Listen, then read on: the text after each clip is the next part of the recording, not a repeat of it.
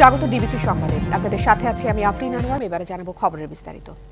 আজ অন্তর্বর্তী সরকারের প্রধান উপদেষ্টা ডক্টর মোহাম্মদ ইউনূসের কাছে অর্থনীতির শ্বেতপত্র হস্তান্তর করবে শ্বেতপত্র প্রণয়ন কমিটি। গেল 15 বছরে আওয়ামী লীগ শাসন আমলে অর্থ পাচার, ব্যাংক লুট, সরকারি দপ্তরের দুর্নীতিতে অর্থনীতির চাকা কতটা খাদের কিনারায় গেছে শ্বেতপত্রে তা তুলে ধরা হবে।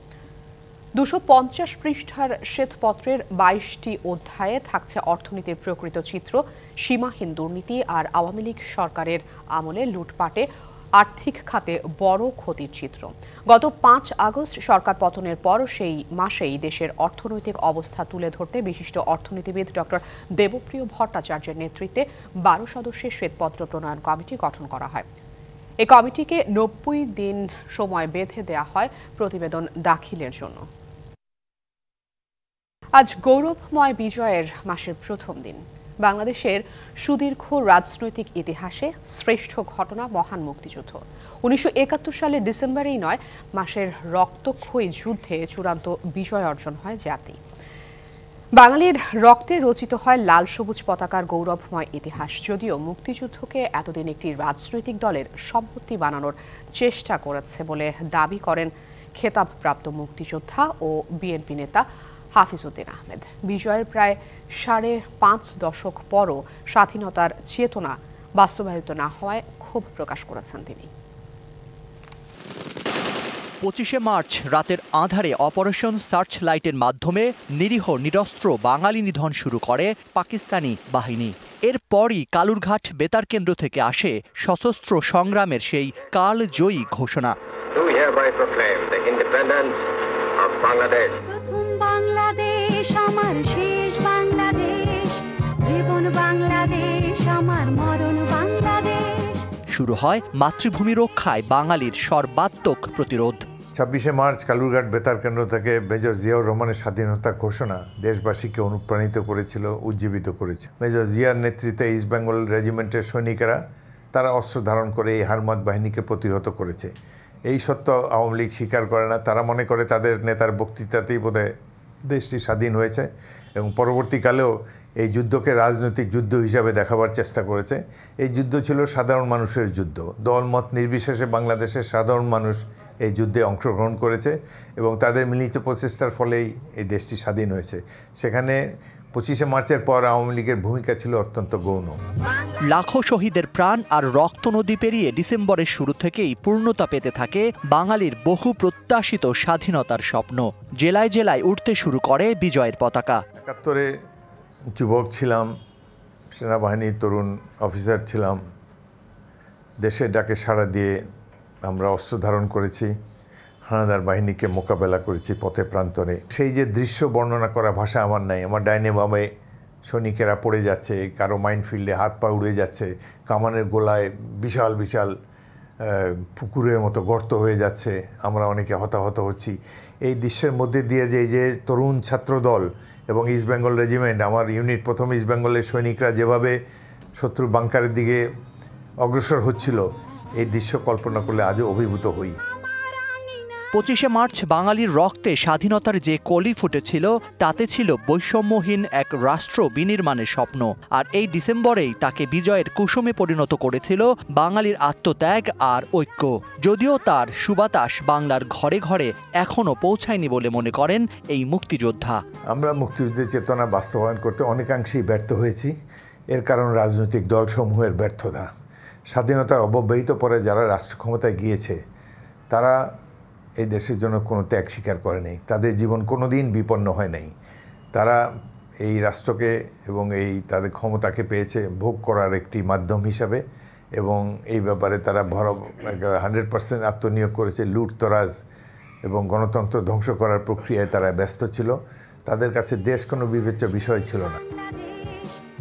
Zakaria Ahmed, DBC news, Dhaka. বাংলাদেশে এইডসের সংক্রমণের হার বাড়ছে, যাদের বেশিরভাগই বিদেশ ফেরত ও সমকামী। চিকিৎসকরা বলছেন সামাজিক প্রতিবন্ধকতার কারণে শনাক্ত হওয়া রোগীরা চিকিৎসা নেন না, ফলে অন্যান্যদের সংক্রমণের ঝুঁকি বাড়ছে। সামাজিক ও ধর্মীয় অনুশাসন মেনে চলাই এইডস মুক্ত থাকার প্রধান উপায় বলছেন বিশেষজ্ঞরা। এমন পরিস্থিতিতে অধিকার নিশ্চিত হলে এইডস যাবে চলে প্রতিপাদ্য নিয়ে পালিত হচ্ছে বিশ্ব এইডস দিবস। 10 বছরের আরাফাত, বাড়ি কেরানীগঞ্জের হযরতপুরে। এইডস সংক্রমণের কারণে ভর্তি রয়েছে রাজধানীর মহাখালীর সংক্রামক ব্যাধি হাসপাতালে। আরাফাতের পরিবারের সদস্যদের সাথে কথা বলে জানা যায়, এইডস আক্রান্ত হয়ে 3 মাস আগে তার মা মারা যান। মূলত আরাফাতের দেহে এইডসের জীবাণু এসেছে তার মার শরীর থেকেই। পরীক্ষা ডাক্তাররা বললো যে ওরা তো ওর আম্মু যে রোগটা ছিল এই রোগটা ওরা হয়ে গেছে। রোগটা যখন চালু হয় পরিচালনা হয়তো তখন রক্ত কমে যায়, শরীর দুর্বল হয়ে পড়ে, হ্যাঁ, শরীরে জ্বর আসে, মুখে ঘাও হয়।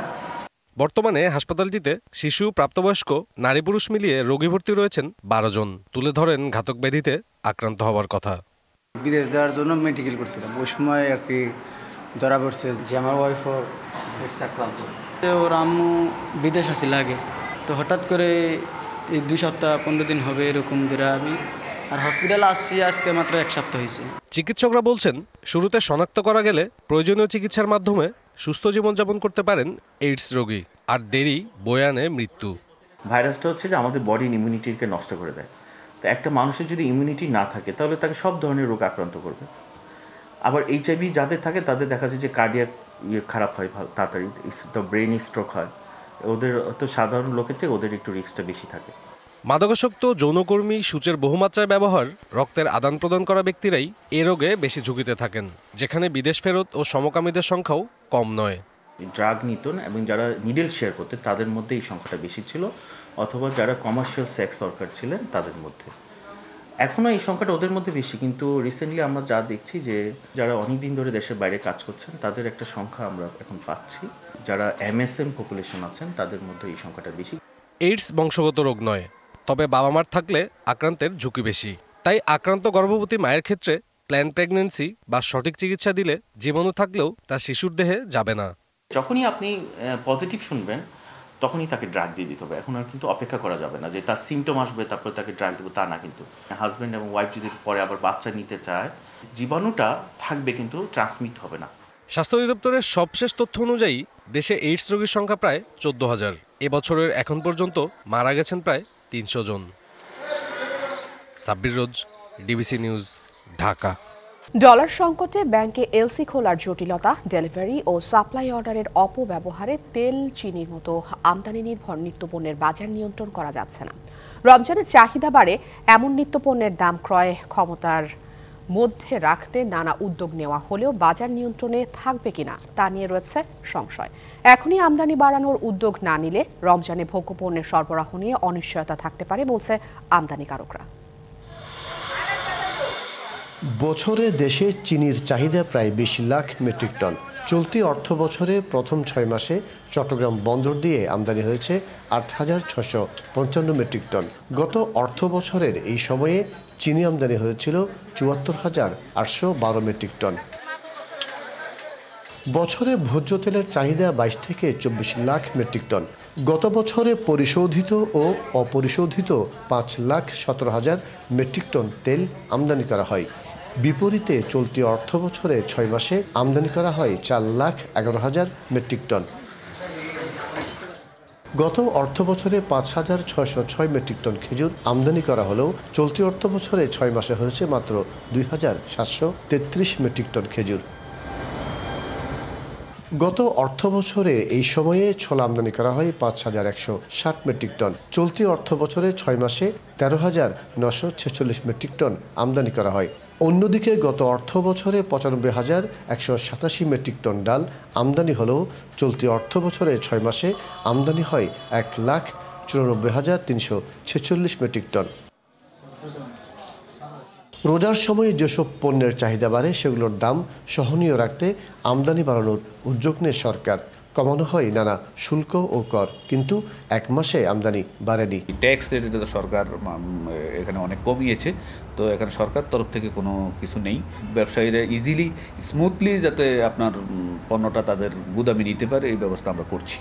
শুধু শুল্ক ও কর কমালে হবে না, একই সাথে সরবরাহ বাড়ানোর বিশেষ উদ্যোগ নেওয়ার কথা বলছেন ব্যবসায়ীরা।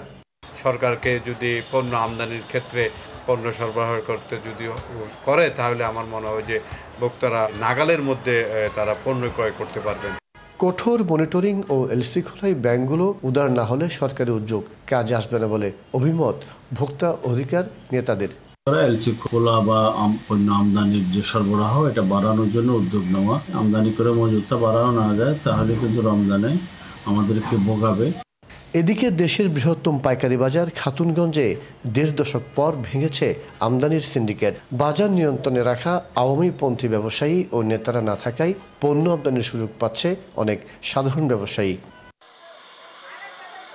মাসুদুল হক, ডিবিসি নিউজ, চট্টগ্রাম।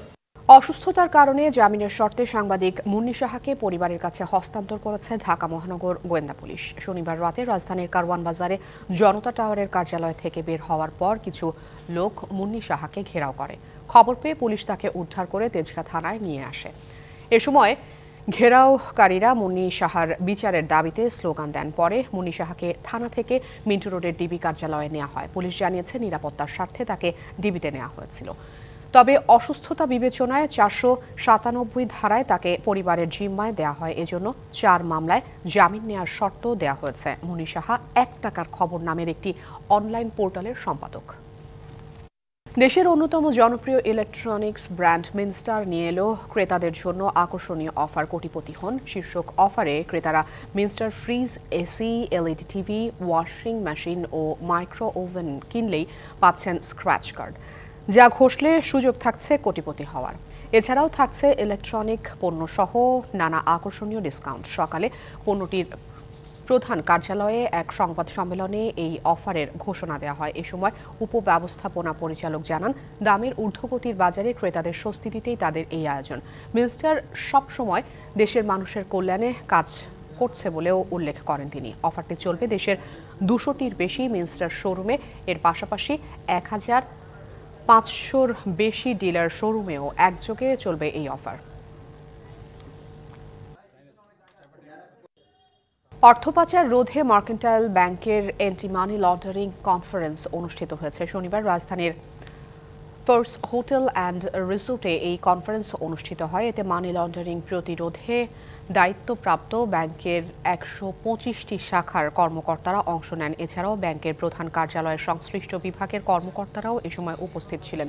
মার্কেন্টাইল ব্যাংকের ব্যবস্থাপনা পরিচালক মতিউল হাসানের সভাপতিত্বে অনুষ্ঠানে প্রধান অতিথি ছিলেন বাংলাদেশ ব্যাংকের নির্বাহী পরিচালক ও বিএফআইইউ এর প্রধান একেএম এহসান। এ সময় অর্থপাচার রোধে ব্যাংকারদের ভূমিকা তুলে ধরা হয়। কনফারেন্সে বিএফআইইউ এর কর্মকর্তারা অর্থপাচার রোধে নানা কৌশল তুলে ধরেন।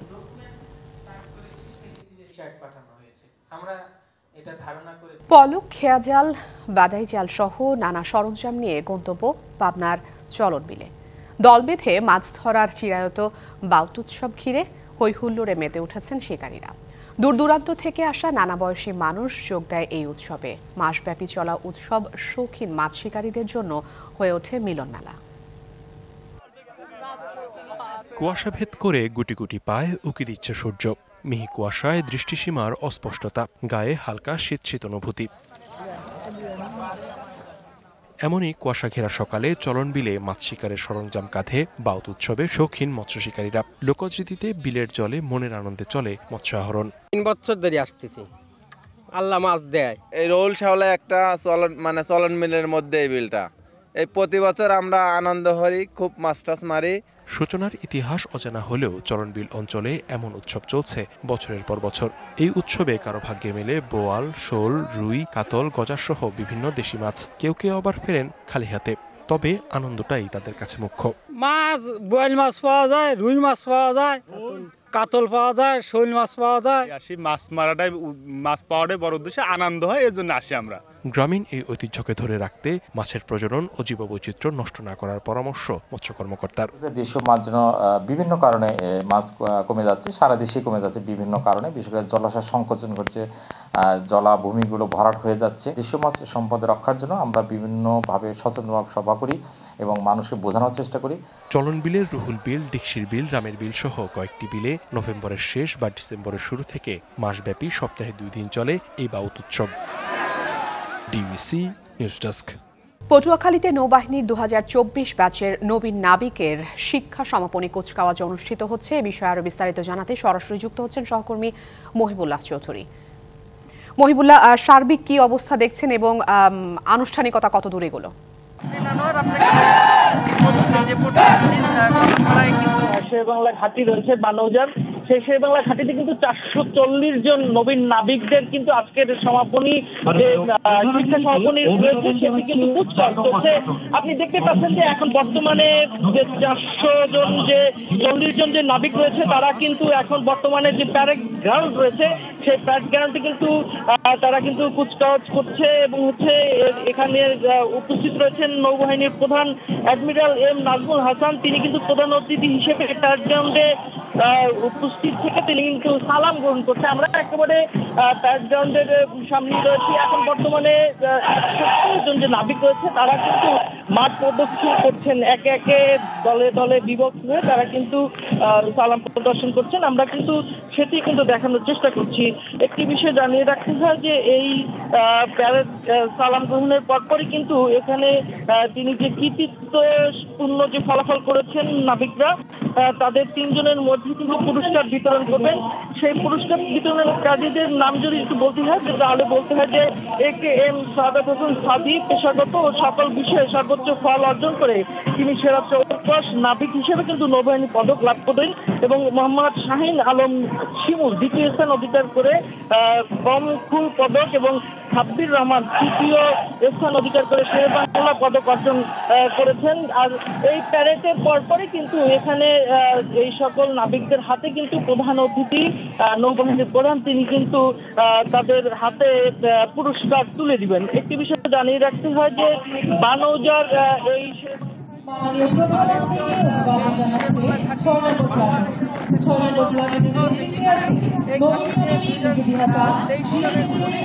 থেকে কিন্তু যারা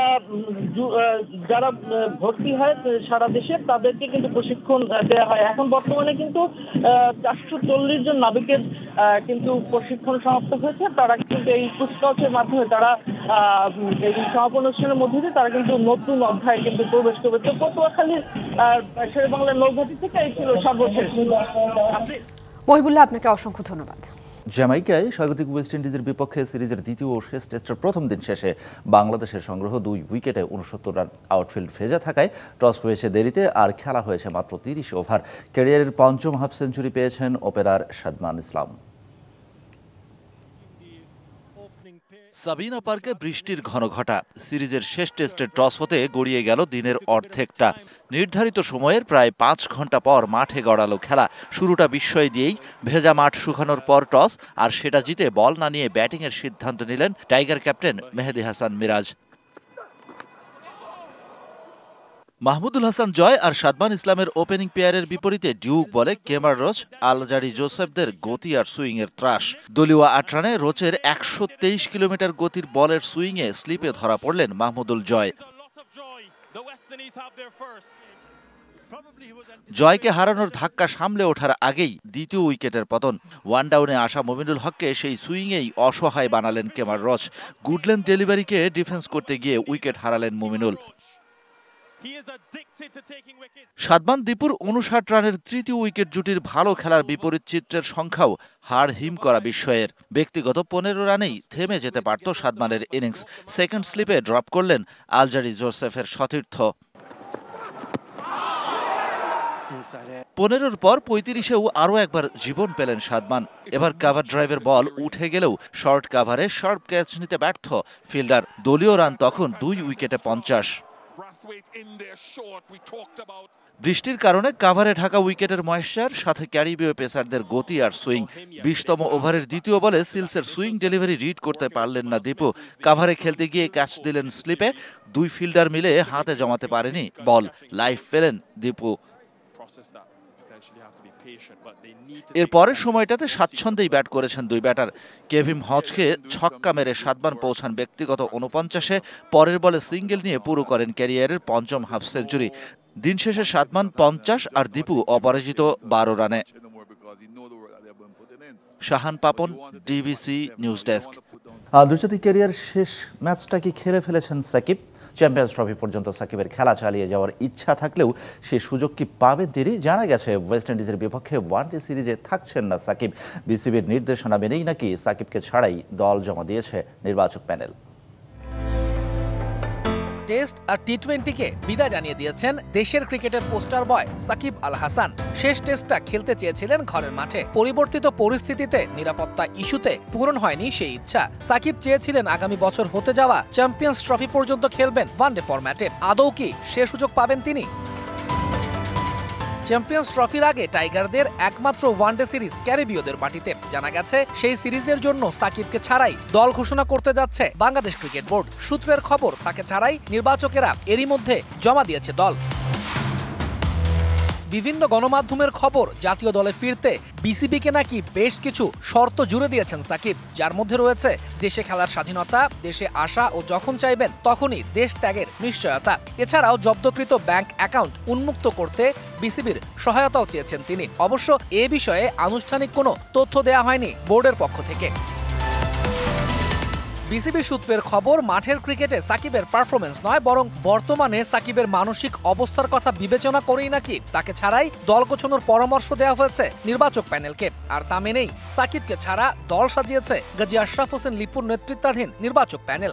তাই প্রশ্ন উঠছে, এই সিরিজ মিস করা সাকিব আদৌ কি সুযোগ পাবেন চ্যাম্পিয়ন্স ট্রফিতে? আর না পেলে কি এরই মধ্যে শেষ হয়ে গেছে দেশের সেরা অলরাউন্ডারের আন্তর্জাতিক ক্যারিয়ার?